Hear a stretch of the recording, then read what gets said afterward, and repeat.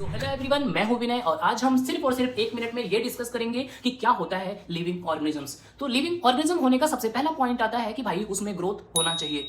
Growth दो तरीके से हो सकता है, या तो सेल के डिवीजन से जिससे नंबर इंक्रीज हो सकता है, या तो सेल ग्रोथ हो सकता है कि यानी उसमें वेट इंक्रीज हो रहा है, उसका मास इंक्रीज हो रहा है। ये दो मेन फैक्टर होते हैं ग्रोथ के लिए। हालांकि आपको नॉन लिविंग ऑर्गेनिजम्स में भी ग्रोथ देखने को मिलता है कि जैसे कि आप देख सकते हो कि अगर आपके घर के आसपास कोई मिट्टी का ढेर है तो उसमें मिट्टी इकट्ठा होते होते उसकी साइज इंक्रीज हो जाती है, जो कि एक तरह का ग्रोथ है।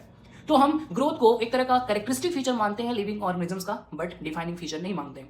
दूसरा कि भाई लिविंग ऑर्गेनिजम्स में रिप्रोडक्शन भी होता है, और रिप्रोडक्शन का मतलब होता है अपनी तरह सेम प्रोजेनी को प्रोड्यूस करना।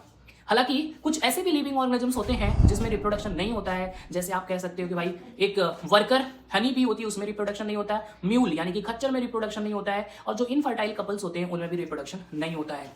तो क्या हम रिप्रोडक्शन को डिफाइनिंग फीचर नहीं मान सकते? नहीं। तो रिप्रोडक्शन एक तरह का कैरेक्टरिस्टिक फीचर है, बट डिफाइनिंग फीचर नहीं है। हालांकि नॉन लिविंग थिंग्स में रिप्रोडक्शन देखने को नहीं मिलता।